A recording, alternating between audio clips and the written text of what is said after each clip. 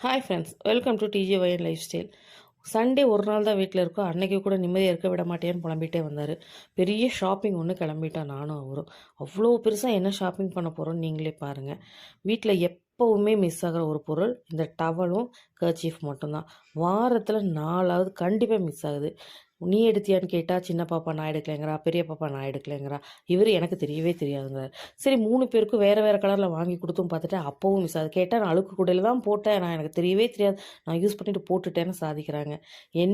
எப்படி இருந்தாலும் தொலைக்கிறதுன்னு முடிவு பண்ணிட்டாங்க. தொலைச்சிக்கிட்டு தான் இருக்காங்க. நம்மளும் வாங்கிட்டே தான் இருக்கோம். மளிகை சாமானை வாங்க போனால் கூட 1/2 டஜன் கர்ச்சீஃப் வாங்குற மாதிரி தான் இருக்குது இன்றைக்கி. இவரும் எனக்கு ஒரு பெல்ட்டும் பர்ஸும் வாங்கிக்கிறேன்னு சொல்லிட்டு தேடிட்டு இருந்தார். என்னங்க ஒரு பெல்ட்டு தரக்கு இவ்வளோ லேட் பண்ணுறீங்க அப்படிங்கிற மாதிரி இருந்துச்சு.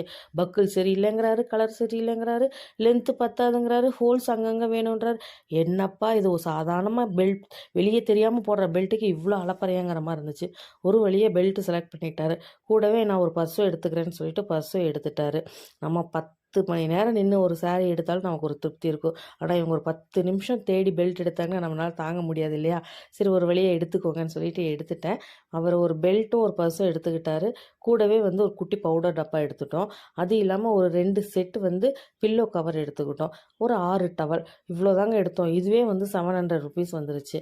இப்போல்லாம் பர்ச்சேஸ்க்குன்னு வெளியில் போனோம்னா கர்ச்சீஃப் வாங்க போனாவே 1000 ரூபாய் ஆகுதுன்னா பார்த்துக்கோங்களேன். இப்படி தான் போயிட்டுருக்கு நம்ம நிலமை. மளிகை சாமான் வாங்க போகிறோம், எது வாங்க போனாலும் ஒரு பொருள் தான் நினச்சிட்டு போவோம். நாங்கள் அங்கே போய் கடையில் பார்த்த உடனே கண்ணுக்கு தெரியறதெல்லாம் வாங்கணும்னு தோணும். உங்களுக்கும் அப்படி தான் தோணுதான்னு மறக்காமல் கமெண்ட் பண்ணுங்கள். சேனலை மறக்காமல் சப்ஸ்கிரைப் பண்ணி வச்சுக்கோங்க.